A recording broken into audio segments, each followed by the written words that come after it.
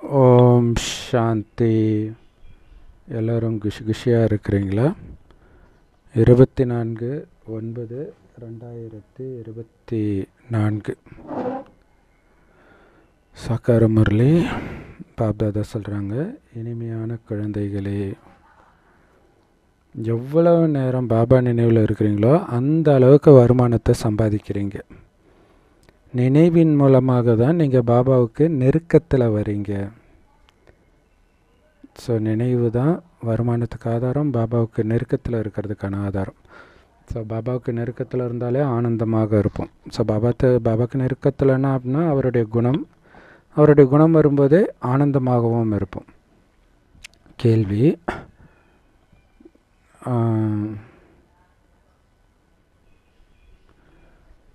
நினைவில் இருக்க முடியாத குழந்தைங்க எந்த விஷயத்துக்காக வெக்கப்படுவாங்க?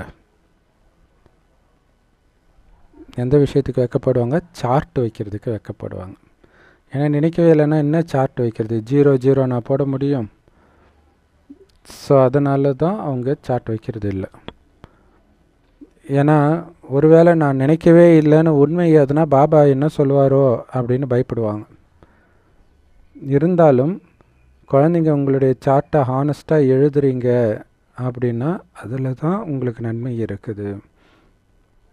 ஸோ ஏதோ என்னால் முடிந்த அளவுக்கு நான் இவ்வளவாத நினச்சேன் அப்படின்னு எழுதிக்கிட்டே இருக்கணும், உண்மையாக எழுதணும். ஸோ சார்ட் எழுதுறதுல அளவற்ற நன்மை இருக்குதுன்றார். ஸோ பாபா சொல்கிறார், அதனால் இதுக்கெல்லாம் வெக்கப்படாதீங்க. அப்பா கிட்ட தானே சொல்கிறீங்க, அப்பா கிட்ட சொல்கிறதுல என்ன வெக்கம் இருக்குது? நீங்கள் சொன்னாலும் சொல்லாட்டினாலும் பாபாவுக்கு தெரியும். ஓம் சாந்தி. ஆன்மீக தந்தை ஆன்மீக குழந்தைங்களுக்கு புரிய வைக்கிறார், அதாவது ஆத்மாக்களுக்கு புரிய வைக்கிறார். ஆத்ம உணர்வில் இருக்கிறீங்களா அப்படின்னு இன்டைரக்டாக கேட்குறார். குழந்தைங்க 15 நிமிஷத்துக்கு முன்னாடி இங்கே வந்து உட்காந்து பாபா நினைவு பண்ணுறீங்க. ஏன்னா இங்கே உங்களுக்கு வேறு எந்த ஒர்க்கும் கிடையாது. சென்டருக்கு வந்துட்டீங்க அப்படின்னாலே ஒன்று முரளி கேட்பீங்க, இல்லை யோகா பண்ணிகிட்டு இருக்க போகிறீங்க. ஸோ பாபா நினைவில் உட்காந்துட்டு இருக்கிறீங்க. பக்தி மார்க்கத்தில் உங்களுக்கு அப்பாவுடைய அறிமுகம் கிடையாது. இங்கே உங்களுக்கு அப்பாவுடைய அறிமுகம் கிடைச்சிருச்சு. ஸோ அதனால் பாபா சொல்கிறார், என்னை மட்டும் நினைவு செய்யுங்க. பாபா அறிமுகம் கிடைக்கிறதே அவரை நினைவு செய்கிறதுக்காகத்தான். பாபா சொல்கிறார், அனைத்து குழந்தைகளுடைய தந்தை நான். அந்த தந்தையை நினைவு செஞ்சீங்கன்னா தானாகவே ஆஸ்தியும் உங்களுக்கு ஞாபகம் வரும். ஏன்னா நீங்கள் ஒன்றும் சின்ன குழந்தைங்க கிடையாது. இந்த ஞானம் புரியலை, என்ன ஆஸ்தின்னு தெரியலன்னு சொல்கிறதுக்கு. ஸோ பாபா குழந்தையாகி நீங்கள் 5 மாதம் இருக்கலாம், 2 மாதம் இருக்கலாம். ஆனால் உண்மையிலே உங்களுடைய கர்மேந்திரியங்கள் பெரியதாக, அதாவது பெரிய மனிதனாகத்தான் இருக்கிறீங்க. ஆன்மீக தந்தை புரிய வைக்கிறாரு, இங்கே நீங்கள் உங்கள் அப்பாவுடைய நினைவிலும் அதன் மூலமாக அடைய போகிற ஆஸ்தியின் நினைவிலையும் உட்காந்துட்டு இருக்கணும். அந்த லட்சியம் சதா மனதில் ஓடிக்கிட்டே இருக்கணும். நாம் இப்போ சாதாரண மனிதன்லேருந்து தேவதை ஆகிறதுக்கான முயற்சியில் இருக்கிறோம். அதாவது சொர்க்கத்துக்கு போகிறதுக்கு, ஸ்ரீ நாராயணன் ஆகிறதுக்கு முயற்சி பண்ணிட்டு இருக்கிறோம். அதனால் எவ்வளவு நேரம் பாபா நினைவில் உட்காந்துட்டு இருந்தீங்கன்னு எழுதுங்க. நீங்கள் உட்காந்துட்டு இருக்கிற நேரம்லாம் பாபா நினைவில் இருந்தீங்கன்னு சொல்ல முடியாது. ஆனால் உங்களுக்கு தெரியும் இல்லை நினைக்கிறீங்களா இல்லையான்ட்டு. அதை எழுதுங்க. ஏன்னா நாராயணன் ஆகணும் அப்படின்னா நினைவின் மூலமாக தான் ஆக முடியும். சார்ட் எழுதும்போது பாபா புரிஞ்சுக்குவார் இந்த குழந்தை எந்த அளவுக்கு முயற்சி பண்ணுதுன்ட்டு. ஸோ பாபாவுக்கே தெரியும் நீங்கள் எவ்வளோ நேரம் நினைக்கிறீங்கன்னு கிடையாது. உங்களுடைய சார்ட் மூலமாகத்தான் நீங்கள் பாபா நினைவில் இருந்தீங்களா அல்லது உங்களுடைய புத்தி வேறு ஏதாவது திசையில் சுற்றிச்சா அப்படின்னு புரிஞ்சிக்க முடியும். உங்களுடைய புத்தியில் பாபா இப்போ வரணும் அப்படின்னு ஞாபகம் இருக்குது இல்லையா, அதுவும் நினைவு தான். இல்லையா? பாபா வர்றதுக்கு முன்னாடி பாபா நினைவில் உட்காந்துட்டு இருப்போம் இல்லையா, பாபா மீட்டப்போ. ஸோ அதே மாதிரி தான் அப்பயும் இருந்திருக்கிறாங்க. ஸோ அப்போ இப்போ பாபா வரணும், வந்து பேச போகிறாருன்ற நினைவில் உட்கார்றீங்களே, அது கூட நினைவு தான். ஸோ எவ்வளவு நேரம் பாபாவை நினைச்சிங்க, இதை நேர்மையாக சார்ட்டில் எழுதுங்க. பொய் எழுதுறதுனால 100 மடங்கு பாவம் சேரும், அது இன்னும் உங்களுக்கு நஷ்டத்தை ஏற்படுத்திடும். அதனால தான் பாபா சொல்றார், உண்மையை எழுதுங்க. எந்த அளவுக்கு பாபாவை நினைக்கிறீங்களோ அந்த அளவுக்கு உங்களுடைய பாவங்கள் அழிஞ்சிடும். நீங்கள் பாபாவுக்கு நெருக்கத்தில் வந்துக்கிட்டே இருப்பீங்க இல்லையா? பாபா ரொம்ப பரிசுத்தமானவர். அப்போ அவருக்கு நெருக்கத்தில் போகணுன்னா பாவம் அழிந்தால்தான் போக முடியும். அப்போ பாவம் அழியணுன்னா பாபாவை நினச்சிக்கிட்டே இருந்தால் தான் முடியும். ஸோ உங்களுடைய நினைவு முடிந்த பிறகு நீங்கள் கடைசியில் பாபா கிட்டே போயிடுவீங்க. சிலர் ஸோ எல்லோரும் பாபா கிட்ட பரந்தாமத்துக்கு போன பிறகு அங்கேருந்து சிலர் சீக்கிரமாக பூமிக்கு வந்துடுவாங்க, புது உலகத்தில் அவங்களுடைய பாகத்தை நடிக்கிறதுக்கு. மற்றவர்கள் அங்கேயே இருப்பாங்க ரொம்ப நேரத்துக்கு. பரந்தாமத்தில் எத்தனை வருடங்கள் இருந்தாலும் உங்களுக்கு எந்த எண்ணமும் இருக்காது. அதனால்தான் அது முக்தி அப்படின்னு சொல்கிறது, எண்ணங்களிலிருந்து விடுபட்ட உலகம். ஸோ எண்ணங்கள்லேருந்தே விடுபடுறாங்கன்னா துக்கத்துலேருந்தும் விடுபடுறாங்க. சுகம் துக்கம் ரெண்டுத்துலேருந்தும் விடுபட்ட உலகம் அது. ஏன்னா எண்ணங்களின் மூலமாக தான் சுக துக்கம் ரெண்டுமே அனுபவம் ஆகுது. ஸோ ரெண்டுமே அங்கே இருக்காது.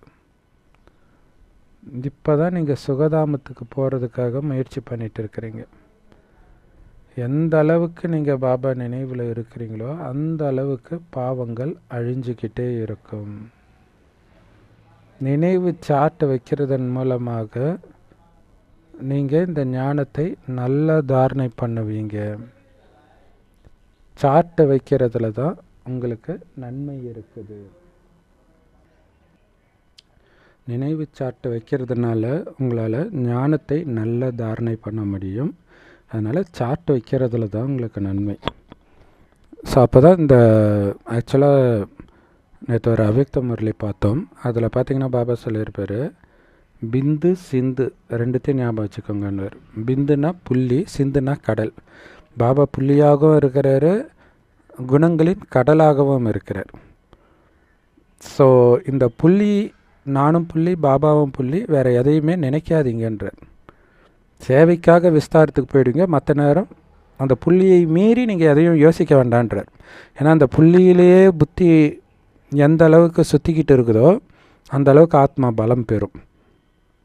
வெளி உலகத்துக்கு போக போக ஆத்மா பலகீனமாகும்.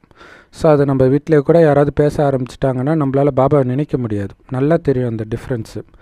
அப்படியே ஏற்கனவே நினச்சிட்டு இருந்தால் கூட அதை மெயின்டைன் பண்ணுறது ரொம்ப கஷ்டமாக இருக்கும். அதனால தான் பாபா முடிஞ்ச அளவுக்கு தனிமையில் இருங்க அப்படின்னு சொல்லுவார். அதாவது குடும்பத்தை விட்டு போங்கன்னு அர்த்தம் கிடையாது. வீட்டிலே தனி ரூம் ஏதாவது இருந்தால் அந்த மாதிரி ஏதோ ஒரு தனிமை, அது அப்படி கிடைக்கல அப்படின்னா கூட அமிர்த வேலை இருக்குது. முடிஞ்ச அளவுக்கு சீக்கிரமாக எழுந்திரிச்சு அந்த நினைவு பண்ணி பண்ணி ஆத்ம பலத்தை ஏற்ற சொல்கிறார்.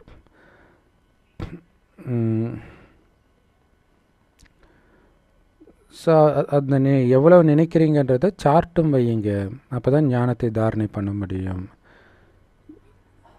நினைவு இல்லாத காரணத்தினால தான் சார்ட்டு எழுத மாட்டீங்கன்னு பாபாவுக்கு தெரியும். எழுதுறதுக்கு வெக்கப்படுறீங்க. அப்போ பாபா என்ன சொல்லுவார்? அப்போ எல்லாருக்கும் சேர்த்து பொதுவாக முரளியில் சொல்லுவார், இதில் அசிங்கப்படுறதுக்கு ஒன்றும் கிடையாது இல்லையா? ஸோ நம்மளுடைய அனைத்து விஷயத்தையும் பாபாவுக்கு தெரியப்படுத்தணும்.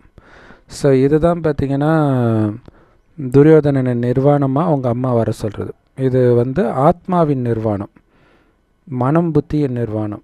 ஸோ அதில் என்ன ஓடிட்டு இருக்குதுன்றது தெரியணும் பாபாவுக்கும் சரி, நம்ம அம்மாவாகிய பிரம்மா பாபாவுக்கும் சரி. சிவபாபா கிட்ட கூட சொல்லுவோம், ஸோ பிரம்மா பாபா மனுஷனாச்சே, அதனால் நம்ம வெக்கப்படுவோம். அதான் பாபா சொல்ல, இதில் வெக்கப்படுறதுக்கு எதுவும் கிடையாது. இதோடைய நினைவு தான் கிறிஸ்தவ மதத்தில் பாவ மன்னிப்புன்னு பாதிரியார்கிட்ட கேட்குறது. ஸோ உங்கள் எல்லோருக்குமே உங்கள் மனசில் தெரியும் தானே நினைவு பண்ணுறீங்களா இல்லையான்ட்டு. நன்மை செய்யக்கூடிய பாபா புரிய வைக்கிறாரு. உங்களுடைய சார்ட்டு எழுதுனீங்க அப்படின்னா அதில் உங்களுக்கு நன்மை இருக்குது. ஸோ பாபா வர்றதுக்காக நீங்கள் இங்கே வெயிட் பண்ணிட்டு இருக்கிறீங்க அப்படிங்கும்போது அப்போ உங்களுடைய நினைவு சார்ட் எப்படி இருந்தது? நினைவு பலமாக இருந்துச்சா? வித்தியாசத்தை பார்க்கணும். அவர் வரும்போது வரட்டும், அது வரைக்கும் பேசிகிட்டு இருப்போம் அப்படின்னு நினைக்கக்கூடாது. அல்லது வேறு எதையாவது நினச்சிட்டு இருக்கக்கூடாது. எப்படா வருவாருன்னு நினைக்கணும்.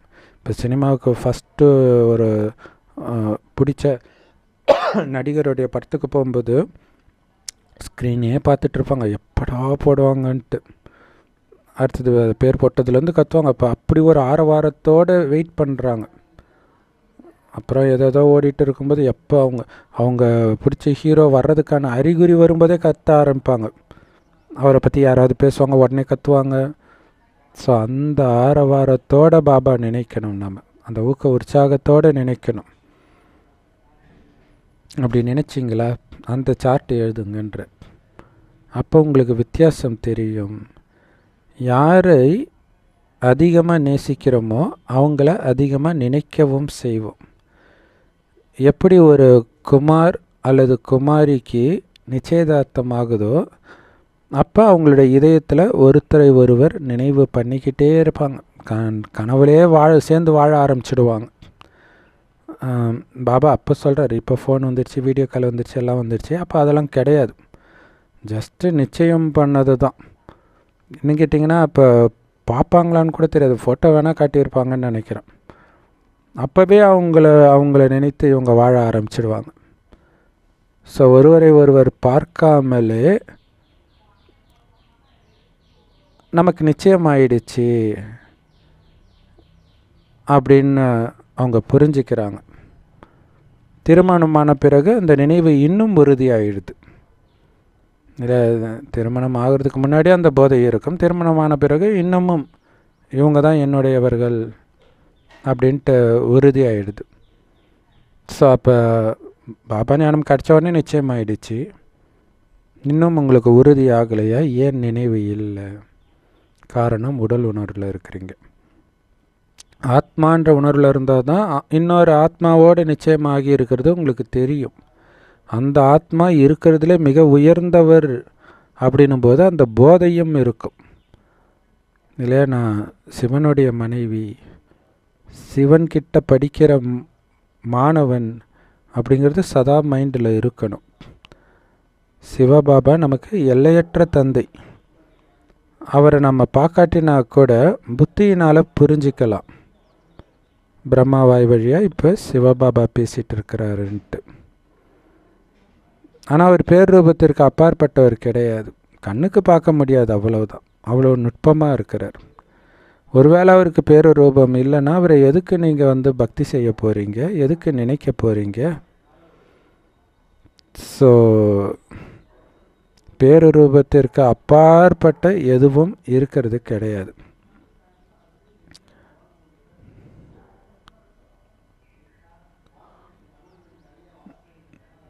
ஸோ எதை பார்க்குறோமோ அதை நாம் விளக்கவும் முடியும். வானத்தை பார்க்குறோம், அது எங்கும் நிரம்பி இருக்குது, அனாதியாக இருக்குது அப்படின்னு நம்ம சொல்கிறது கிடையாது. பக்தி மார்க்கத்தில் கடவுளை நினைவு செய்து சொல்கிறாங்க கடவுளேன்ட்டு. இப்போ கடவுளேன்னு சொல்கிறாங்களே, அப்போ எப்படி அவர் அனாதியானவர், எங்கும் நிறைந்தவர், முதலும் முடிவுமற்றவர்னு சொல்ல முடியும்? ஹே கடவுளே அப்படின்ட்டு நீங்கள் சொல்கிறதன் மூலமாக உடனடியாக உங்கள் புத்தியில் அவருடைய நினைவு வந்துடுது. அப்போ கண்டிப்பாக அவர் இருக்கிறாரு. ஆத்மாவை புரிஞ்சிக்க முடியும், ஆனால் ஆத்மாவை பார்க்க முடியாது. அனைத்து ஆத்மாக்களின் தந்தை ஒரே ஒரு சிவபாபா தான். அவரை நாம் தெரிஞ்சுக்கணும். பாபா நமக்கு இந்த ஞானத்தை கொடுக்கிறாருன்னு குழந்தைங்க புரிஞ்சுக்கிறோம். இதுக்கு முன்னாடி கடவுளே நடத்துவாருன்றது நமக்கு தெரியாது. கீதையில் ஸ்ரீ கிருஷ்ணருடைய பேரை போட்டாங்க. ஸ்ரீகிருஷ்ணரை தான் இந்த கண்களால் பார்க்க முடியுமே. அப்படி இருக்கும்போது அவர் பேருரூபத்திற்கு அப்பாற்பட்டவர்னு எப்படி சொல்ல முடியும்? அனாதியானவர்னு எப்படி சொல்ல முடியும்? ஸ்ரீகிருஷ்ணர் ஒருபோதும் என்னை மட்டும் நினைவு செய்யுங்கன்னு சொல்கிறதே கிடையாது. உங்கள் எதிர இருக்கிறார், அவரை பாபான்னு சொல்ல முடியாது. தாய்மார்கள் ஸ்ரீகிருஷ்ணரை குழந்தையாக நினைத்து அவங்க மடியில் கிருஷ்ணருடைய சிலையை உட்கார வைக்கிறாங்க. ஸ்ரீகிருஷ்ணருடைய பிறந்த நாள் அப்போ அவரை ஊஞ்சலை வச்சு தாளாட்டுறாங்க. அவர் என்ன எப்போவுமே குழந்தையாகவே இருப்பாரா என்ன? அவரை டான்ஸ் ஆடுற மாதிரியும் காட்டுறாங்க. அப்படின்னா கொஞ்சமாவது வளர்ந்துருப்பார் தானே. ஸோ அவர் வளர்ந்தாரோ இல்லையோ, அதுக்கப்புறம் அவருக்கு என்ன ஆச்சு, எங்கே போனார் அப்படின்னு யாருக்குமே தெரியாது. ஆனால் எப்போவுமே அவருக்கு சின்ன குழந்தையுடைய உடல் இருக்க போகிறது கிடையாது. மனிதர்கள் இதை பற்றியெல்லாம் யோசிக்கிறதே கிடையாது. இந்த பூஜை செய்கிற பழக்கம், பக்தி மார்க்கம் தொடர்ந்துக்கிட்டே இருக்குது. யாருக்குமே இந்த ஞானம் கொஞ்சம் கூட கிடையாது. ஸ்ரீகிருஷ்ணர் கம்சபுரியில் பிறந்ததாக காட்டுறாங்க. உண்மையிலே கம்சபுரியின் விஷயமே கிடையாது. இதை யாரும் யோசிக்கிறது கிடையாது இல்லையா? கம்சனே இல்லாத புரியில் சொர்க்கத்தில் தான் அவர் பிறக்கிறார். பக்தர்கள் சொல்கிறாங்க ஸ்ரீகிருஷ்ணர் சகல இடத்திலும் நிரம்பி இருக்கிறாரு அப்படின்னு சொல்லி அவரை குளிப்பாட்டி அவருக்கு ஊட்டி விட்டு இதெல்லாம் பண்ணுறாங்க, ஊட்டியெல்லாம் விடுறாங்க. ஆனால் அவருடைய சிலை, கிருஷ்ணருடைய சிலை எதையும் சாப்பிட போகிறது கிடையாது. ஸோ இந்த கிருஷ்ணருடைய சிலை முன்னாடி எல்லா வகையான உணவுகளையும் வச்சுட்டு இவங்க எடுத்து சாப்பிட்றாங்க. இதுவும் பக்தி மார்க்கம். ஸ்ரீநாத் கோயிலில் எவ்வளவு போக வைக்கிறாங்க, ஆனால் எதையுமே ஸ்ரீநாதர் சாப்பிட்றது கிடையாது. யார் அவருக்கு அதை படைச்சாங்களோ அவங்க தான் சாப்பிட்றாங்க. ஸோ தேவிகளின் பூஜையிலும் இதே தான் நடக்குது. காளி சிலையெல்லாம் உருவாக்கிட்டு அவங்கள வணங்கிட்டு பிறகு அதை அந்த காளியை மூழ்கடிச்சிடுறாங்க. நவராத்திரி அப்போ இது நடக்கும்.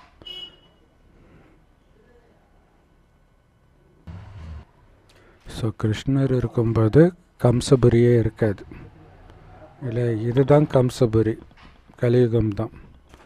ஸ்ரீகிருஷ்ணர் இருக்கிறது விஷ்ணுபுரி. ஸோ கிருஷ்ணர் இருக்கிற இடத்துல அசுரர்கள்லாம் இருக்க மாட்டாங்கன்றது கூட அவங்களுக்கு தெரியல. யாருமே இதை பற்றி யோசிக்கிறது கிடையாது. பக்தர்கள் சொல்கிறாங்க ஸ்ரீகிருஷ்ணர் எல்லா இடத்துலையும் இருக்கிறாரு அப்படின்னு சொல்கிறாங்க. அப்புறம் அவரை குளிப்பாட்டி ஊட்டி வேற விடுறாங்க. எல்லா இடத்துலையும் இருக்கிறவரை எப்படி குளிப்பாட்ட முடியும், ஊட்டி விட முடியும்? இன்னொரு விஷயம், கிருஷ்ணருடைய சிலை ஏதாவது சாப்பிட போடுதா என்ன? ஸோ எல்லா உணவையும் அந்த ஜடச்சிலைக்கு முன்னாடி வச்சுட்டு அவங்க தான் எடுத்து சாப்பிட்றாங்க. இதுவும் பக்தி மார்க்கம். ஸ்ரீநாத் கோயிலில் எவ்வளோ போகு படைக்கிறாங்க, ஆனால் அதில் எதையுமே அவர் சாப்பிட்றது கிடையாது. யார் படைக்கிறாங்களோ அவங்க தான் சாப்பிட்றாங்க. அதே மாதிரி தேவியுடைய பூஜையிலும் இதே தான் பண்ணுறாங்க. நவராத்திரி அப்போ தேவிக்கு சிலை, இதை நேற்று கூட பாபா சொல்லியிருந்தார் இல்லையா? தேவிக்கு சிலை செய்து ஊட்டியெல்லாம் விட்டுட்டு கடைசியில் கடலை கரைச்சிடுவாங்க. அப்படி கடலில் மூழ்கடிக்கிறதுக்கு முன்னாடி தேவிக்கு நிறைய நகையெல்லாம் போட்டிருப்பாங்க, தங்க நகையெல்லாம். ஸோ மூழ்கடிக்கிறதுக்கு முன்னாடி நகையெல்லாம் எடுத்துடுவாங்க, பிறகு மூழ்கடிச்சிடுவாங்க. பிறகு அங்கே இருக்கக்கூடிய மக்கள் எதெல்லாம் அவங்களுக்கு கிடைக்குதோ அதெல்லாம் எடுத்துடுவாங்க. ஸோ அதில் காசெல்லாம் வைப்பாங்கன்னு நினைக்கிறேன். ஸோ அதெல்லாம் எடுப்பாங்க. ஸோ தேவிகளைத்தான் அதிகமாக பூஜை பண்ணுறாங்க. லக்ஷ்மி, துர்கா ரெண்டுத்துக்குமே சிலைகள் செய்கிறாங்க. அந்த நவராத்திரி அப்போ லக்ஷ்மி, துர்கை எல்லாத்துடைய சிலையும் செய்வாங்க. இங்கே எப்படி பிள்ளையார் சதுர்த்திக்கு பண்ணுறாங்களோ அதே மாதிரி அங்கே நார்த் இந்தியாவில் குறிப்பாக கல்கத்தா சைடெல்லாம் ரொம்ப ஃபேமஸாக பண்ணுவாங்க. அந்த 9 நாளும் 9 நாள் முடிந்த பிறகு தேவியை வந்து கடலில் கரைப்பாங்க. ஸோ பெரிய அம்மா பிரம்மா பாபாவும் இங்கே இருக்கார். ஸோ அவருடைய நினைவாக தான் வந்து பிரம்மபுத்திரா நதிக்கு பேர் வச்சுருக்கிறாங்க. இருக்கிறதுல பெரிய நதி பிரம்மபுத்திரா. ஸோ பிரம்மபுத்திரானாலே என்ன அர்த்தம்? பிரம்மனுடைய குழந்தை. அப்போ பிரம்மகுமாரி தான் இல்லையா? ஸோ அந்த பிரம்மாவுடைய இப்போத்தைய ரூபத்தையும் எதிர்கால ரூபத்தையும் பூஜை பண்ணுறாங்க. இது எவ்வளோ அற்புதமான நாடகமாக இருக்குது. ஸோ பிரம்மாவுடைய நினைவு, பிரம்மா தான் தாயி. ஸோ அதுதான் அம்மன், துர்கை இந்த மாதிரி பூஜை பண்ணுறாங்க. எதிர்கால ரூபம் லக்ஷ்மி. ஸோ அதனால தான் ரெண்டுக்குமே சிலை செஞ்சு பூஜை பண்ணுறாங்க. ஸோ இந்த விஷயங்கள் எந்த வேத சாஸ்திரத்துலேயும் இருக்காது. ஆனால் இப்போ நடைமுறையில் நடந்துட்டு இருக்குது. இப்போ தான் குழந்தைங்களுக்கு இந்த ஞானம் இருக்குது.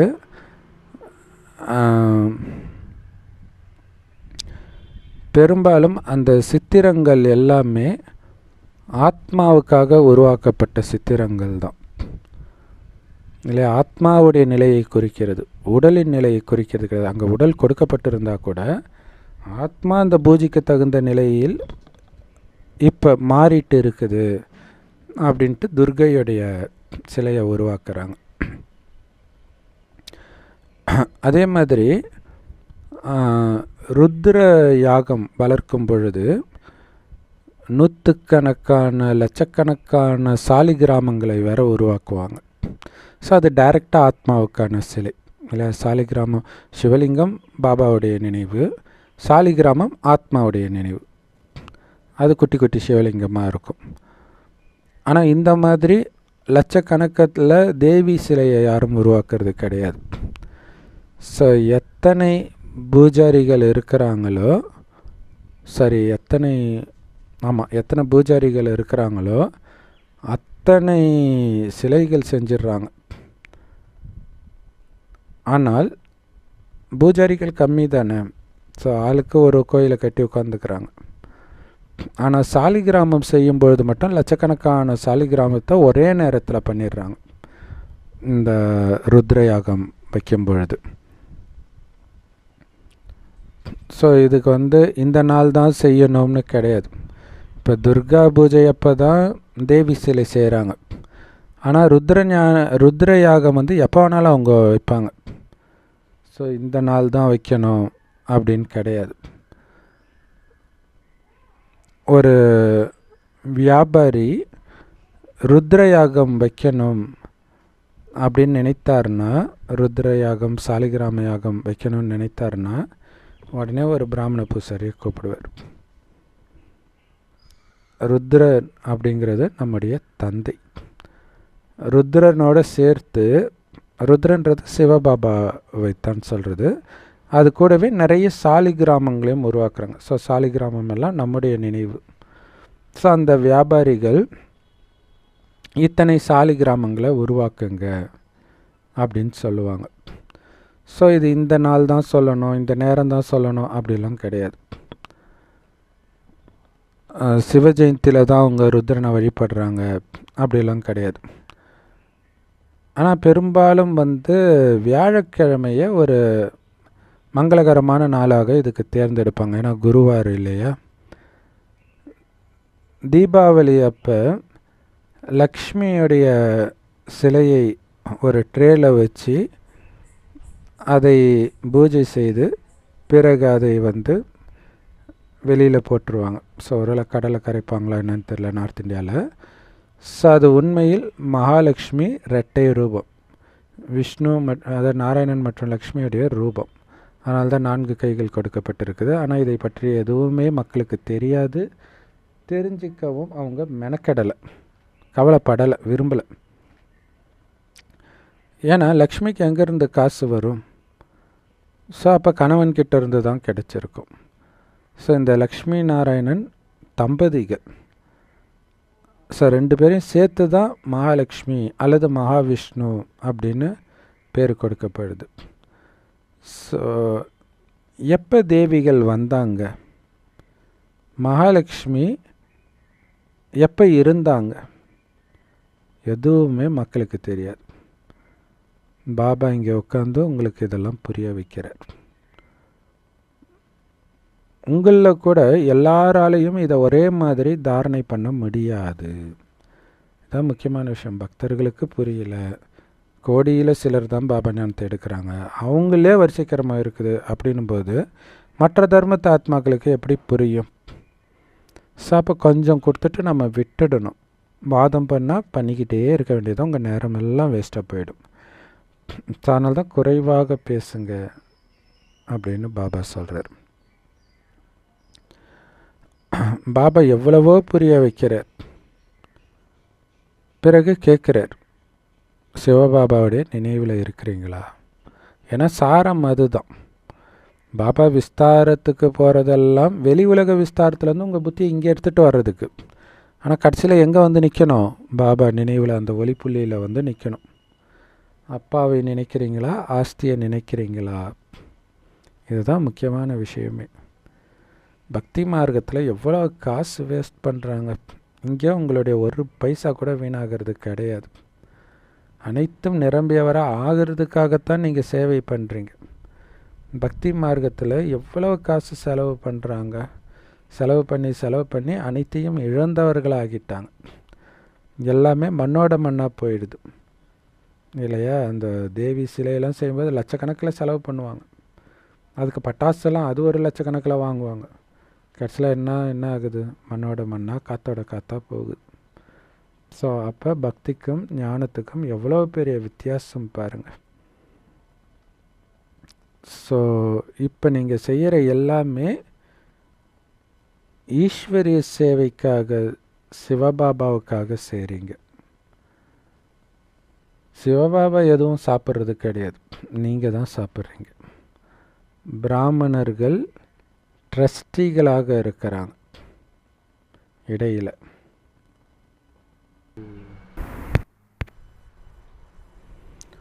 நீங்கள் எதையும் பிரம்மாவுக்கு கொடுக்கறதில்ல, சிவபாபாவுக்கு கொடுக்குறீங்கன்னு புரிஞ்சுக்கோங்க. இல்லை யஜ்யத்துக்காக நம்ம காசு செலவு பண்ணாலும் சரி, உடல் உழைப்பு கொடுத்தாலும் சரி, எல்லாம் சிவபாபாவுக்கு தான். ஆனால் சிவபாபா அனுபவிக்கிறது கிடையாது. அது ஒரு பேங்க்கில் போடுற மாதிரி. அது பல கோடி மடங்கு திருப்பி உங்களுக்கு தான் ரிட்டர்ன் ஆக கிடைக்குது. சிலர் சொல்கிறாங்க, பாபா நான் உங்களுக்கு வேட்டி ஷர்ட்டை எடுத்துகிட்டு வந்திருக்கிறேன் அப்படின்ட்டு பிரம்மா பாபாட்ட சொல்கிறாங்க. சிவபாபா சொல்கிறாரு, இந்த பிரம்மா பாபா கிட்ட கொடுக்கறதுனால உங்களுக்கு எதுவும் சேமிப்பாகாது. எப்போ இதை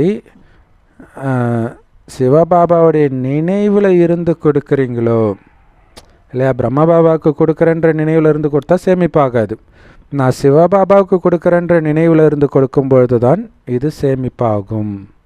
சமசூப்பரில் கொடுக்கறது ஒருத்தர்கிட்ட தான் கொடுக்குறீங்க, ஆனாலும் எந்த மனநிலையில் கொடுக்குறீங்க இல்லையா? ஏன்னா இப்போ சிவபாபாட்ட கொடுக்குறீங்கன்னா நாளைக்கு பிரச்சனை, சரி பிரம்மா பாபாட்ட கொடுக்குறீங்கன்னா நாளைக்கு பிரச்சனைனா பிரம்மா பாபாட்ட கேட்பீங்க, நான் கொடுத்தேன் இல்லைன்ட்டு. சிவபாபாவுக்கு கொடுக்குறேன்னு நினச்சிங்கன்னா கேட்க மாட்டீங்க. ஸோ சிவபாபாவுடைய பண்டாராவிலிருந்து தான் பிராமணர்களுக்கு பாலனை நடக்குது. ஸோ நம்ம கொடுக்குற காசில் தான் யஜ்யம் நடக்குது. ஸோ அது சிவபாபா நடத்துகிறார். அப்போ நீங்கள் சிவபாபாவுக்கு கொடுக்குறீங்க. அதனால் சிவபாபா கிட்ட நான் எதை அனுப்பணும் பாபான்னு நீங்கள் கேட்க வேண்டிய அவசியம் கிடையாது.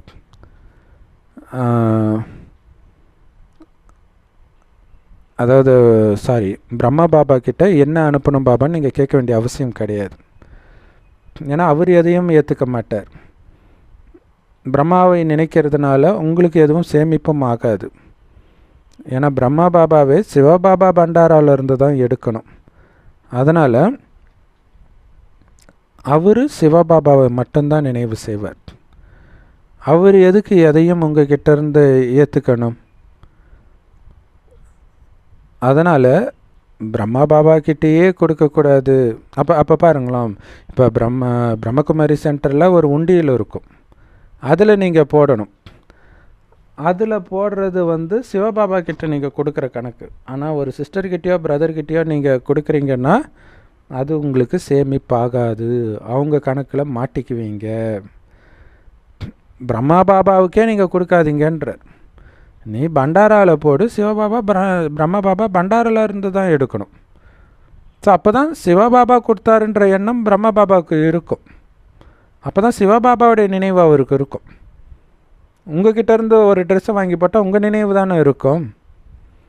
அதனால் ஒரு பிரம்மகுமாரி கிட்ட எதை கொடுப்பதும் தவறு. ஸோ நீங்கள் யார்கிட்ட இருந்தாவது எதையாவது வாங்கி அணிஞ்சிக்கிட்டீங்க அப்படின்னா அந்த ட்ரெஸ்ஸை பார்த்தாலே அதை கொடுத்த நபர் தான் உங்களுக்கு ஞாபகம் வரும். பெரும்பாலும் லவ் பண்ணும்போதெல்லாம் பார்த்தீங்கன்னா ட்ரெஸ்ஸு தான் வாங்கி கொடுப்பாங்க. சப்போஸ் அந்த லவ் பிரிஞ்சிடுச்சு அப்படின்னா அந்த ட்ரெஸ்ஸை பார்க்கும்போதெல்லாம் அந்த நபர் தான் ஞாபகம் வருவாங்க. அப்படி ஞாபகம் வரணுன்றதுக்காக தான் அவங்க வாங்கி கொடுக்கறது. அதுக்காக தான் பாபா சொல்கிறார், வாங்காதீங்க யார்கிட்டையும். நீ பாபாவை இல்லை நினைக்கணும். அது ஒரு சின்ன பொருளாக இருந்தால் பரவாயில்ல, ஆனால் கொஞ்சம் ரொம்ப நல்ல பொருளாக இருந்துச்சு அப்படின்னா கண்டிப்பாக அந்த நபரை இன்னும் இன்னும் ஞாபகப்படுத்தும் இல்லையா. இப்போ லவருக்கு வாங்கி கொடுக்குறாங்கன்னா கொஞ்சம் காஸ்ட்லியான பொருளாக தான் வாங்கி கொடுப்பாங்க, பிராண்டட் ஐட்டமாக தான் வாங்கி கொடுப்பாங்க. அப்போ உங்ககிட்ட இருக்கிறதுலையே, இப்போ ஒரு ட்ரெஸ்ஸே வாங்கி கொடுக்குறாங்க, உங்ககிட்ட இருக்கிறதுலையே நல்ல ட்ரெஸ்ஸே உங்களுடைய காதலன் அல்லது காதலி வாங்கி கொடுத்ததுன்னா என்ன ஆகும்? அது பிரேக்கப் ஆன பிறகும் அவங்க ஞாபகம் வந்துக்கிட்டே தான் இருக்கும்.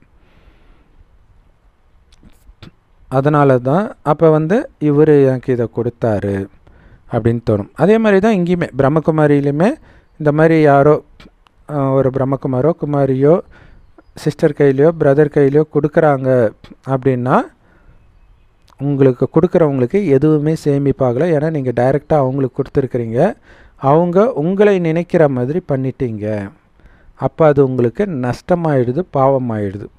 எவ்வளோ எச்சரிக்கை இருக்கணும் பாருங்கள். சிவபாபா சொல்கிறாரு, என்னை மட்டும் நினைவு செய்யுங்க, எனக்கு துணி போட்டுக்க வேண்டிய அவசியம் கிடையாது, குழந்தைங்களுக்கு தான் துணி தேவைப்படுது. ஸோ சிவபாபாவுடைய பண்டாராவிலேருந்து அதை அவங்க எடுத்துக்குவாங்க. ஸோ அந்த பண்டாராவில் தான் நீங்கள் போடணுமே தவிர டைரெக்டாக பிரதருக்கோ சிஸ்டருக்கோ கொடுக்கக்கூடாது. எனக்கென்று சொந்தமாக உடல் கிடையாது, மற்றபடி பாபாவுக்கு உடம்பு கிடையாது ட்ரெஸ்ஸு போட்டுக்கிறதுக்கு. பிரம்ம பாபாவுக்கு சிவபாபா பண்டாராவிலேருந்து எடுக்கிறதுக்கான உரிமை இருக்குது. அப்படி எடுத்தால்தான் சொர்க்கத்தின் ராஜ்யத்தின் உரிமையும் கிடைக்கும். ஸோ அதே மாதிரி நம்மளுமே கூட வீட்டிலே கூட நீங்கள் சம்பாதிச்சா கூட அது அப்படியே பாபாவுக்கு நீங்கள் ஒரு உண்டியலில் அப்படியே போட்டு வச்சுக்கணும். சென்டர் கொடுக்க வேண்டியது அது உங்களால் முடிஞ்சதை கொடுத்துட்டு, உங்களுக்கு பயன்படுத்துறதுக்குமே கூட ஒரு பாக்ஸ் அந்த மாதிரி போட்டுட்டு, ஏன்னா இதுவுமே உங்கள் குடும்பமே ஒரு யஜ்யம் தான், அதையும் பாபா தான் நடத்துகிறார். இப்போ பாபாவுக்கு நீங்கள் கணக்கு எழுதணும், இதுக்கு செலவு பண்ணுற பாபா. அப்போ தான் வீண் விஷயத்துக்கு செலவு பண்ண மாட்டீங்க, ஸ்ரீமத்தை மீறி செலவு பண்ண மாட்டீங்க. ஸோ அப்போ பாபா கிட்டேருந்து நான் எடுக்கிறேன், என்னது கிடையாதுன்ற உணர்வு உங்களுக்கு வரும். ஸோ பாபாவோட புத்தி இணைக்கிறதுக்கு இதெல்லாம் யுக்தி. காலைல ஏஞ்சோடனே குட் மார்னிங் சொல்கிறது கூட அதுக்காக தான். ஸோ எழுந்திரிச்ச உடனே பாபா நினைவு இருந்தால் தான் உங்களுக்கு ஏஞ்சோடனே குட் மார்னிங் சொல்லுவீங்க. ஸோ அதுக்கான யுக்தி தான் ஏஞ்சோடனே பாபா குட் மார்னிங் சொல்கிறது. குழந்தைங்க பாபாவோடைய வீட்டில் சாப்பிட்றீங்க, குடிக்கிறீங்க, சேவையும் செய்கிறீங்க, வருமானமும் சம்பாதிக்கிறீங்க. எந்த அளவுக்கு சேவை செய்கிறீங்களோ அந்த அளவுக்கு ஆன்மீக வருமானம் சம்பாதிச்சுக்கிட்டே இருக்கிறீங்க. சிவபாபாவோட பண்டாராவிலேருந்து சாப்பிட்றீங்க, குடிக்கிறீங்க அப்படின்னும் பொழுது நீங்கள் அவருக்கு திருப்பி எதுவுமே கொடுக்கல அப்படின்னா உங்களுக்கு எதுவுமே சேமிப்பாகலை. ஏன்னா நீங்கள் சென்டருக்கு வந்திருக்கிறது சரண்டர் ஆகிறது சேவை செய்கிறதுக்கு. சேவையே செய்யாமல் நீங்கள் பட்டுக்கு சாப்பிட்டுட்டு தூங்கிட்டு இருந்தீங்கன்னா உங்களுக்கு எதுவுமே சேமிப்பாகலை. ஸோ நீங்கள் அதே மாதிரி சிவபாபா பண்டாராவில் போடாமல் நீங்கள் வேறு யாருக்காவது கொடுக்குறீங்க அப்படின்னாலும் உங்களுக்கு சேமிப்பாகாது. எவ்வளோ கொடுத்துருந்தாலும் நீங்கள் சிவபாபா கிட்ட தான் கொடுக்கணும். அவங்க பண்டாராலேருந்து காசை எடுத்து அதை வைத்து எப்படி சேவை பண்ணுறது அல்லது எதாக இருந்தாலும் அவங்க அதை பிளான் பண்ணிக்கிட்டோம். அப்போ தான் அவங்களுக்கு பாபா கொடுக்குறாருன்ற உணர்வு இருக்கும். ஸோ நீங்கள் சிவபாபா கிட்ட தான் கொடுக்கணும். பாபா உங்கள் மூலமாகத்தான் நாங்கள் எங்களுடைய 21 ஜென்மத்திற்கு, எதிர்கால 21 ஜென்மத்திற்கு பல கோடி மடங்கு பாக்கியசாலிகளாக ஆகிறோம். எப்படியா இருந்தாலும் நாங்கள் வச்சுருக்கிற காசு அழியத்தான் போகுது இல்லையா? நீங்கள் கொடுக்காட்டினாலும் அழியதான் போகுது. அதனால் புத்திசாலித்தனம் என்னது? சர்வசக்திவானுக்கு நாங்கள் இதை கொடுக்கிறோம். ஏன்னா சர்வசக்திவான் பாபா தான். அவர் தான் உங்களுக்கு 21 ஜென்மத்துக்கு திருப்பி கொடுக்கிறார். மனிதர்கள் கடவுளின் பேரால் மறைமுகமாக கொடுக்குறாங்க, தானம் புண்ணியெல்லாம் பண்ணுறாங்க இல்லையா? ஆனால் அந்த மாதிரி மறைமுகமாக கொடுக்கறதுல அந்த அளவுக்கு சக்தி கிடையாது. ஒரே ஒரு ஜென்மத்திற்கு மட்டும் அதுக்கான பலன் கிடைக்கும். நமக்கு 21 ஜென்மத்துக்கு கிடைக்கிது. இன்னொன்று, அவங்க கொடுத்தாலும் நரகத்தில் தானே பிறக்கிறாங்க. நிறைய அன்னதானம் இதெல்லாம் ஏழைங்களுக்கு உதவி எல்லாம் பண்ணாங்கன்னா அடுத்த ஜென்மத்தில் பணக்காரனாக பிறப்பாங்க. அவ்வளோதான், ஒரு ஜென்மந்தான். பணம் வந்தப்புறம் குணம் மாறக்கூட செய்யலாம், கூடாத சகவாசத்தினால. ஸோ அதனால தான் சொல்கிறார், மறைமுகமாக கொடுக்கறதுல சக்தி கம்மி. இப்போ பாபா நேரடியாக உங்கள் முன்னாடி இருக்கிறார், நேரடியாக அவர்கிட்ட கொடுக்குறீங்க. அதனால தான் அளவற்ற சக்தி உங்களுக்குள்ளே நிரம்புது. உலகத்தின் சர்வசக்திவான் இப்போ தான் இந்த பூமியில் இருக்கிறார். நீங்கள் இதுக்கு முன்னாடி கடவுள் யாருன்னே தெரியாமல் அவர் பேரால் செய்கிற தான புண்ணியத்திற்கு தற்காலிகமாக ஒரு ஜென்மத்துக்கு மட்டும் அதோடைய பலனை நீங்கள் அனுபவிப்பீங்க. இங்கே பாபா புரிய வைக்கிறார், நான் உங்கள் முன்னாடி நேரடியாக உட்காந்துட்டு இருக்கிறேன். அவர் தான் எல்லாத்தையும் உங்களுக்கு கொடுத்துட்டு இருக்கிறார். பிரம்மா கிடையாது. ஏன்னா பிரம்மாவே தன்னுடைய அனைத்தையும் சிவபாபாட்ட கொடுத்துட்டார். அவர் என்ன உங்களுக்கு கொடுக்க முடியும்? ஸோ அனைத்தையும் சிவபாபாட்ட கொடுத்ததுனால அங்கே உலக ராஜ்யத்தை அதற்கு பலனாக அடைகிறார்.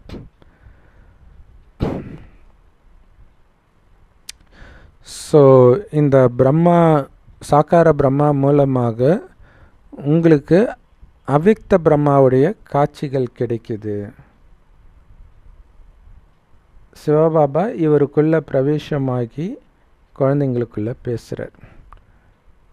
அதனால் மனிதர்கள்கிட்ட இருந்து எதையும் அடையணுன்ற எண்ணம் ஒருபொழுதும் உங்களுக்கு இருக்கக்கூடாது. ஆக்சுவலாக சமாச்சரியம் என்னென்னா, நேற்று குரானில் எப்படி காசு செலவு பண்ணுறது இதை பற்றி தான் பார்த்தோம். ஸோ அதில் பாபா அதையே பற்றி என்ன சொல்கிறாருன்றது முரளியில் வருது. எவ்வளோ ஆச்சரியமாக இருக்கும், அதுவும் ரொம்ப டீட்டெயிலாக வருது. ஸோ மனிதர்கள்கிட்ட நம்ம கொடுக்கல் வாங்கலே வச்சுக்கக்கூடாது. ஸோ இப்போ பாபா மெயினாக சொல்கிறது வந்து சென்டரில் இருக்கிறவங்களுக்கு சொல்கிறார். மனிதர்கள்கிட்ட வாங்கணும், பிரம்மகுமாரிகள் வராங்க இல்லையா, அவங்கக்கிட்ட காசு கை நீட்டி வாங்கணுன்ற எண்ணமே வரக்கூடாதுன்றார். ஏதாவது வேணும்னு கேட்டால் நீங்கள் எது போடணுன்னு நினைக்கிறீங்களோ அது சிவபாபா பண்டாராவில் போடுங்க, எங்ககிட்ட எதையும் கேட்காதீங்க. எங்களுக்கு வேணுமா வேண்டாமா, நீங்கள் பண்டாராவில் போடுங்க, அது பாபா எங்களுக்கு கொடுத்ததா நினச்சி அதிலேருந்து நாங்கள் எடுத்துக்கிறோம் அப்படின்னு தான் சொல்லணும். ஏன்னா நீங்கள் நேரடியாக பிரம்ம பாபா கிட்டே கொடுத்தா கூட உங்களுக்கு எதுவும் கிடைக்காது. அப்படின்னா சிஸ்டர் பிரதர்கிட்ட கொடுத்தா என்ன ஆகும் அப்படின்னு யோசிச்சு பாருங்கள். இன்னுமே உங்களுக்கு பெரிய நஷ்டமாயிடும். பிரம்மா கிட்ட கொடுத்தாலே நஷ்டமாகும்னா மற்ற பிரதர் சிஸ்டர்கிட்ட கொடுத்தா, ஒருத்தர் ஏழையாக இருக்கிறார் அப்படின்னா 3-4 ரூபாய் மதிப்புள்ள ஏதாவது ஒன்றுத்தை கொடுப்பார். அவர்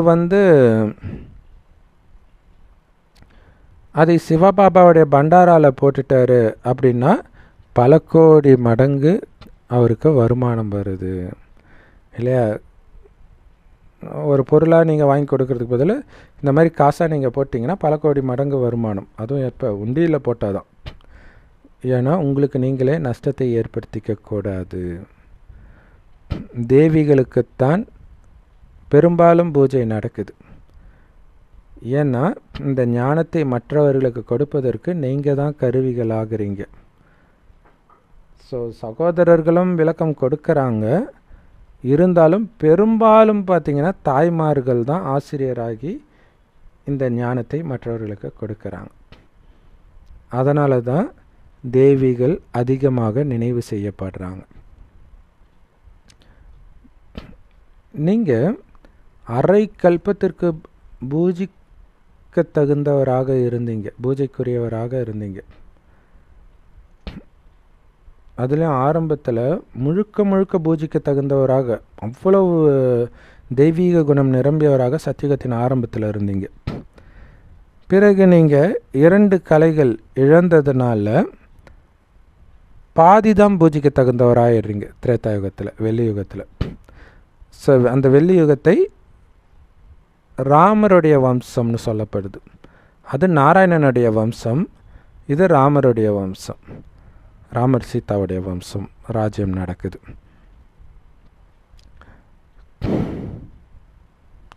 ஆனால் மனிதர்கள் லட்சக்கணக்கான வருடத்திற்கு முன்பு ராமாயணம் மகாபாரதம்லாம் நடந்துச்சுன்னு நினச்சிட்டு இருக்கிறாங்க.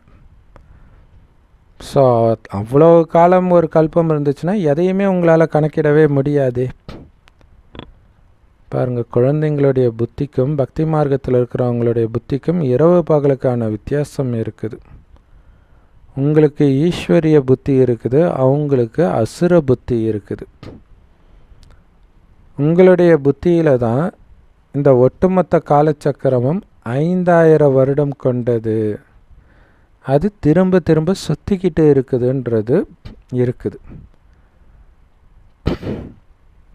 ஆனால் இரவில் இருப்பவர்கள், பிரம்மாவின் இரவில் பக்தி மார்க்கத்தில் இருக்கிறவங்க லட்சக்கணக்கான வருடம் இந்த கல்பத்திற்குன்னு சொல்லிடுறாங்க. ஆனால் நீங்கள் இப்போ பகலில் வந்துட்டீங்க. ஏன்னா ஞானசூரியன் சிவன் வந்துட்டார் இல்லையா? நீங்கள் சொல்கிறீங்க 5000 வருஷம்தான் இந்த கல்பத்துக்குன்ட்டு. அரை கல்பமாக பக்தி மார்க்கத்தில் நீங்கள் தவறான பொய்யான விஷயத்தை தான் கேட்டுட்டு வந்தீங்க. இதில் காமெடி என்னன்னா, இந்த உண்மையை நாம் மற்றவர்களுக்கு சொல்லும்போது இதை பொய் மூட நம்பிக்கைன்றாங்க. அதான் செம காமெடியாக இருக்குது. ஸோ தங்க யுகத்தில் இந்த மாதிரி விஷயங்கள் நடக்காது. அங்கே உங்களுடைய ஆஸ்தி உங்களுக்கு கிடைக்குது. இப்போ அந்த ஆஸ்தி அடையிறதுக்கான நேரடி கட்டளை கிடைக்கிது பாபா கிட்ட இருந்து. இப்போ பைபிள்லேயும் கர்த்தரின் கட்டளை, கற்பனை அப்படிலாம் இருக்கும். ஆனால் அது மறைமுகமானது, அது கடவுள் கொடுக்கல ஆக்சுவலாக. இல்லை, வேறு யாரோ வந்து கடவுள் கொடுக்குறார் அப்படிங்கிற மாதிரி சொல்லி கொடுத்துருப்பாங்க. அதனால் மனித வழி தான் அதில் பெரும்பாலும் இருக்கும். ஆனால் இங்கே தான் நேரடியாக பாபா வந்து உங்களுக்கு கட்டளை கொடுக்குறார், அவரே வந்து கொடுக்குறார். இதுதான் ஸ்ரீமத் பகவத்கீதை. ஸ்ரீமத் அப்படிங்கிற வார்த்தை எந்த வேத சாஸ்திரத்திலையும் கிடையாது. ஸ்ரீமத் பைபிள்னோ ஸ்ரீமத் குரான்னோ சொல்கிறது கிடையாது. அவங்க புனித பைபிள், புனித குரான்னு சொல்லலாம்.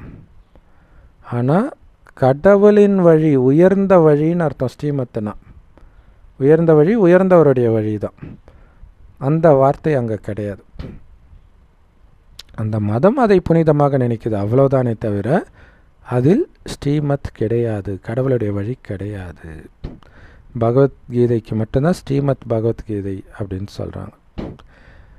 இந்த மிகவும் மங்களகரமான சங்கம யுகத்தைத்தான் கீதையின் யுகம்னு சொல்கிறோம். இது ஒவ்வொரு 5000 வருஷத்துக்கு ஒரு தடவை வருது. லட்சக்கணக்கான வருடங்களாகலாம் இருக்க முடியாது. இன்னும் லட்சக்கணக்கான வருடங்கள் உலகம் போச்சுன்னா என்ன ஆகுறது உலகத்துடைய நிலைமை? இப்போயே எங்கே பார்த்தாலும் கொலை, கற்பழிப்பு, பயங்கரமாக ஏமாத்துறது, இதெல்லாம் பார்க்குறோம். நார்த் இந்தியாவில் ஏதோ ஒரு இடத்துல ஜூஸில் யூரினை கலந்து விற்கிறானுங்களாம். என்னடா டேஸ்ட்டு வித்தியாசமாக இருக்குதுன்ட்டு உள்ளே வந்து பார்த்தா பிடிச்சி வச்சுருக்கிறானுங்க. ஸோ அப்போ காசுக்காக என்ன வேணாலும் பண்ணுறதுக்கு தயாராகிட்டாங்க. உலகம் இன்னும் லட்சக்கணக்கான வருடம் போச்சுன்னா என்னென்ன நடக்கும்னே சொல்ல முடியாது. ஸோ யார் வந்தாலும் அவங்களுக்கு நாம் இப்போ சங்கமயுகத்தில் இருக்கிறோன்றதை புரிய வைங்க. எல்லையற்ற தந்தை படைப்பவருடைய அறிமுகத்தை, அதாவது அவருடைய சுய அறிமுகத்தையும் அவருடைய படைப்பின் அறிமுகத்தையும் கொடுக்கிறார். ஸோ இவ்வளோ அறிமுகத்தை கொடுத்தாலும் கடைசியில் என்ன சொல்கிறாரு? என் ஒருவனை நினைவு செய்யுங்கள். முக்கியமான விஷயம் அதுதான். நின்னாலும் நடந்தாலும் உட்கார்ந்தாலும் என்னை நினைவு பண்ணிக்கிட்டே இருங்க அப்படின்ற லைன்னு பாபா குழந்தை ஆன புதுசில் அது கேட்கும்போதே அவ்வளோ சந்தோஷமாக இருக்கும். அது இல்லாமல் இருக்கவே இருக்காது எந்த முறையிலையுமே இல்லை. ஏன்னா சாரம் அதுதான், நினைவு பண்ணிக்கிட்டே இருங்க. இந்த ஞானத்தை தாரணை பண்ண முடியலையா, பரவாயில்ல, உங்களை ஆத்மான்னு உணர்ந்து அப்பாவை மட்டும் நினைவு பண்ணிக்கிட்டே இருங்க. ஏன்னா நீங்கள் தூய்மை ஆகணும், அதுதான் முக்கியம். நீங்கள் பாபா கிட்டேருந்து ஆஸ்தியை அடையிறீங்க, அப்போ கண்டிப்பாக நீங்கள் தெய்வீக குணங்களை தாரணையும் பண்ணணும். ஸோ அற்புதமான முரளி கொடுத்த அன்பான பாப்தாதாவுக்கு அன்பு நினைவுகள் மற்றும் காலை வணக்கம். 21 ஜென்மத்திற்கு பல கோடி மடங்கு வருமானத்தை சேமிக்கணும் அப்படின்னா இப்போ உங்ககிட்ட இருக்கிற அனைத்தையும் ஈஸ்வரிய சேவையில் நேரடியாக பாபாவுடைய கட்டளைப்படி பயன்படுத்துங்கள். ஸோ வெறும் ட்ரஸ்டி தான் நான் அப்படின்னு உணர்ந்து சிவபாபாவுடைய பேரில் சேவை செய்யுங்க. நான் செய்கிறன்ற உணர்வே இல்லாமல் சேவை செய்யுங்க. உங்களுடைய புத்தி எங்கே போகுது நினைவில் உட்காரும்போதுன்னு கவனிங்க. பாபா விட்டு எங்கே போகுது, அதுதான் உங்களுடைய எதிரி. ஸோ அதை தூண்டக்கூடிய விஷயம் இனி கேட்கவோ பார்க்கவோ கூடாது. இப்போ உதாரணத்துக்கு முன்னாடி நாள் நைட்டு நீங்கள் ஏதோ ஒரு உலகில் விஷயத்தை பார்க்குறீங்க கேட்குறீங்க அப்படின்னா அடுத்த நாள் பார்த்தீங்கன்னா அதுதான் உங்களுக்கு ஞாபகம் வரும் ஏஞ்ச உடனே. ஸோ அதுக்காக தான் அது செக் பண்ணுறது. ஏன்னா வெளி விஷயத்தை உள்ளே விடாதீங்கன்றார். அதுதான் ரொம்ப முக்கியமான விஷயம். அது இல்லைன்னா பாபாவுடைய நினைவு இருக்கும். அது வெளி விஷயம் வர்றதுனால தான் பாபாவுடைய நினைவு இருக்கிறது கிடையாது. ஸோ உங்களுடைய நினைவுடைய உண்மையான சார்ட்டு வைங்க. சாதாரண மனிதன்லேருந்து நாராயணன் ஆகணும்னா அப்பாவையும் ஆஸ்தியையும் சதா நினைவு பண்ணிக்கிட்டே இருங்க. வரதானம். ஞாபக மறதின்ற உலகத்திலிருந்து வெளியேறி ஹீரோ நினைவின் சொரூபமாகி ஹீரோ பாட் செய்யக்கூடிய விசேஷ ஆத்மா ஆகுங்கள். அதுக்கு விளக்கம், இந்த சங்கம யுகமே நினைவின் யுகம் இல்லையா? சதா விழிப்புணர்வில் இருக்கக்கூடிய யுகம் இது. இரும்பு யுகமோ மறதியின் யுகம். இப்போ நீங்கள் எல்லோரும் மறதி உலகத்துலேருந்து வெளில வந்துட்டீங்க இல்லையா? அவங்க யாருன்றதே மறந்து சுயநினைவில்லாமல் கண் போன போக்கில் மனம் போன போக்கில் வாழ்ந்துட்டுருக்குறாங்க. ஆனால் நமக்கு தெளிவான லட்சியம், நான் ஆத்மா, பாவம் இருக்குது, பாபா நினைவில் இருந்து அதை எரிக்கணும் அப்படின்ற அந்த விழிப்புணர்வில் பாபா நினைவுலேயே இருக்கிறோம். அதனால் மறதி உலகத்திலேருந்து வெளியேறிட்டீங்க, கலியுகத்திலேருந்து வெளியேறிட்டீங்க. யார் இப்படி நினைவின் சொரூபமாக இருக்கிறாங்களோ அவங்க தான் விசேஷமான பாகத்தை நடிக்கக்கூடிய விசேஷமான ஆத்மாக்கள் இல்லை. நினைவின் சொரூபமாக இருக்கும்போது அவங்களுடைய குணம் அவ்வளவு அற்புதமாக தங்கமாக இருக்கும். இந்த நேரத்தில் நீங்கள் இரட்டை ஹீரோக்கள். ஒன்று வைரம் மாதிரி மதிப்பு மிக்கவராக ஆகுறீங்க. ஹிந்தியில் வைரம்னா ஹீரா. ஸோ ஹீரோ ஹீரா. ஸோ வைரம் மாதிரி மதிப்பு மிக்கவராக ஆகியிருக்கிறீங்க. பாபா நினைவில் இருந்து அந்த பாவங்களையெல்லாம் அழிக்க என்ன ஆகுது, குறை நீங்கள் வைரத்துக்கு மதிப்பு ஏறும்ல, அந்த மாதிரி உங்கள் மதிப்பு மிக்கவராக ஆகிட்டீங்க. ரெண்டாவது, இப்போவே ஹீரோ பார்ட்டும் நடிக்கிறீங்க. அதனால் இது எவ்வளவு பெரிய பாக்கியம். அதனால் உங்களுடைய மனதில் எப்போவுமே இந்த பாடல் ஓடிக்கிட்டே இருக்கணும், ஆஹா என்னுடைய உயர்ந்த பாக்கியமே ஆகான்ட்டு. எப்படி ஸ்தூலமாக நீங்கள் என்ன தொழில் பண்ணுங்க, இன்ஜினியர், டாக்டர், கார்பெண்டர், அது எப்போவுமே உங்களுக்கு ஞாபகம் இருக்கும்ல. அந்த மாதிரி உங்களுடைய அழிவற்ற தொழிலே நான் ஹீரோ பாட்டு நடிக்கக்கூடிய விசேஷமான உயர்ந்த ஆத்மான்றது தான். இதுதான் உங்களுடைய அழிவற்ற தொழில். இதுவும் சதா ஞாபகம் இருக்கட்டும். அப்போ தான் உங்களை விசேஷ ஆத்மான்னு சொல்லுவோம். இல்லை, இது வந்து ஆன்மீக மீட்பு படை, சிவசக்தி சேனை, ஆன்மீக மிலிட்டரி. இப்போ எல்லோரையும் மீட்கிறது தான் நம்மளுடைய வேலை. எல்லோரும் விகார தீயில் எரிஞ்சிட்டு இருக்கிறாங்க. ஸோ அப்போ அவங்கள மீட்க தெரியணும். தீயணைப்பு படையினருக்கு எப்படி தான் எரியாமல் பிறரை காப்பாற்றுறதுன்றது தெரியும். அந்த மாதிரி இந்த விகாரத்தீயிலிருந்து பிறரை நீங்கள் எரியாமல் போய் காப்பாற்றணும், நீங்கள் போய் எரிஞ்சிடக்கூடாது. ஸோ அப்போ உங்களுடைய தொழில் என்னன்றது சதா ஞாபகம் இருந்தால், நெருப்பில் போனாலும் நெருப்புக்குள்ளே இருந்து அவங்கள மீட்பனே தவிர நான் கொஞ்சம் கூட எரிய மாட்டேன். சீதை அக்னி பிரவேசத்தில் முழுசாக வந்தாங்கள்ல, பிரகலாதன் முழுசாக வெளில வந்தான்ல, அந்த மாதிரி வரணும். ஸோ அதை பாபா சமீபமாக ஒரு வெளிநாட்டில் ஹோலிகா பண்டிகையில் ஏதோ ஒரு ஸ்வீட்டு சொல்லியிருந்தார். அந்த ஸ்வீட்டு எரிஞ்சிடுமா நெருப்பில், ஆனால் அது ஒரு கம்பி வழியாக அந்த ஸ்வீட்டை சொருவி வச்சுருப்பாங்களா இருக்கா, அந்த கம்பி எரியாது. அந்த மாதிரி ஆத்மா ஒரு உடலை விட்டு இன்னொரு உடலை எடுக்குதுன்னு சொன்னார். அதே மாதிரி விகாரத்திலும் எரியாமல் ஆத்மா வெளியில் வரணும். அதுக்கு விகாரத்தினால் எரிக்க முடியாத வைஸ் ப்ரூஃப் சோல் நான். வைஸ் ப்ரூஃப்னா விகாரத்தினால் எரிக்க முடியாத ஆத்மா நான். அதுதான் உயர்ந்த ஆத்மா, அதுதான் விசேஷமான ஆத்மா. என் தந்தையை எப்படி எரிக்க முடியல, அதோடைய நினைவாக பக்தி மார்க்கத்தில் மன்மதன் வந்து அம்பு விடுறான் அவருடைய தவத்தை கலைக்க. ஆனால் அவர் கண்ணை திறந்து அவனை எரிச்சிட்டார். ஸோ அந்த மாதிரி என்ன ஆனாலும் சரி உங்களுடைய அமைதி கெட்டு போகக்கூடாது. இதில் கவனம் வைக்கணும். அப்போ தான் உங்களை விசேஷ ஆத்மா அப்படின்னு சொல்ல முடியும். ஸ்லோகன்: